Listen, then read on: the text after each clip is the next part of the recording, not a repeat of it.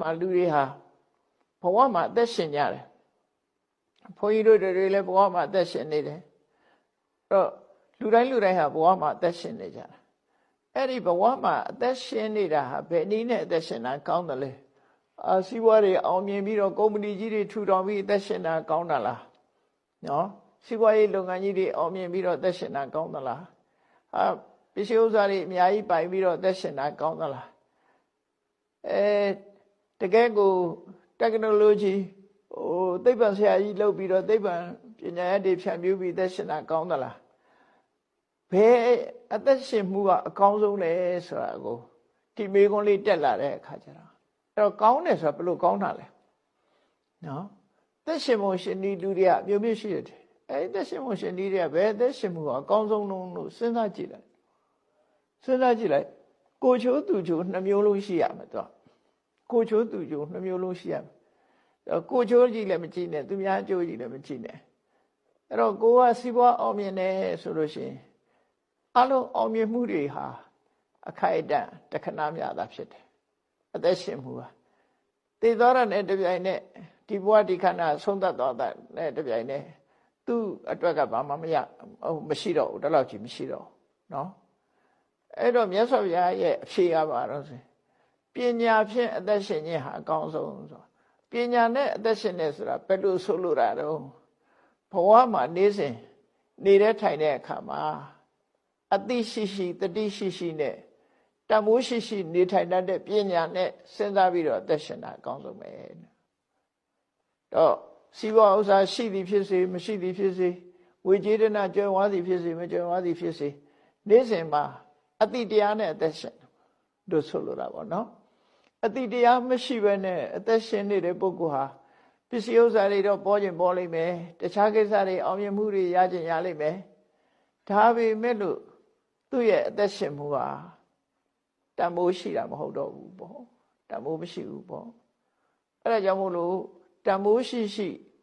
အကောင်းဆုံးအသက်ရှင်မှုရရှိဖို့ရာအတွက်ကြတော့ဘာဟာအရေးကြီးဆုံးလို့ဆိုရင်ပညာဖြင့်အသက်ရှင်ရမယ်ပညာဖြင့်အသက်ရှင်တယ်ဆိုတာကိုဘဝလမ်းကြောင်းကိုမတိမ်ဆောင်ရအောင်ထိန်းကျောင်းပြီးတော့နေနိုင်တဲ့အသိပညာတန်ဖိုးရှိရာရှိကြောင်းကိုလှုပ်ဆောင်နိုင်တဲ့အသိပညာအဲ့ဒီပညာနဲ့နေစဉ်ဘဝမှာအချိန်ကုန်သွားမှဓမ္မသက်ရှင်ရရုပ်မြင်တတ်တယ်လို့သူတို့ဆိုတာနော်အဲ့ဒါမြတ်စွာဘုရားဝိတ္တသုတ်ဆိုတဲ့သုတ်တန်တစ်ခုမှာ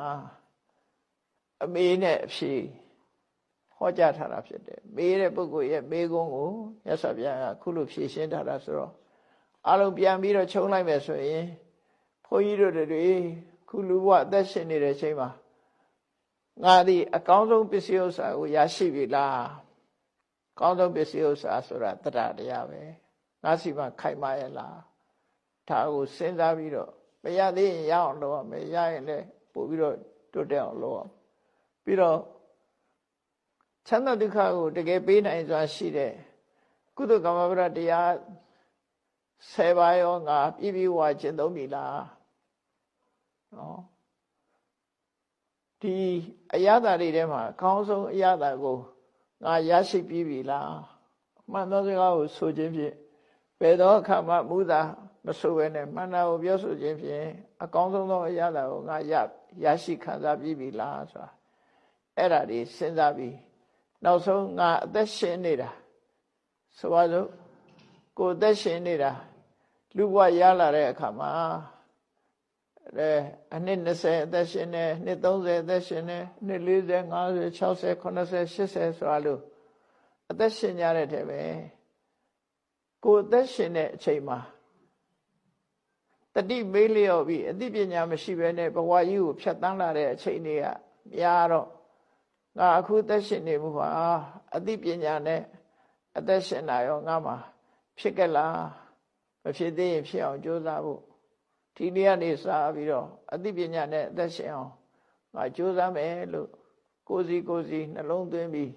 ကျင့်ကြံကြိုးကိုပွားများအားထုတ်နိုင်ကြပါစေကုန်သတည်း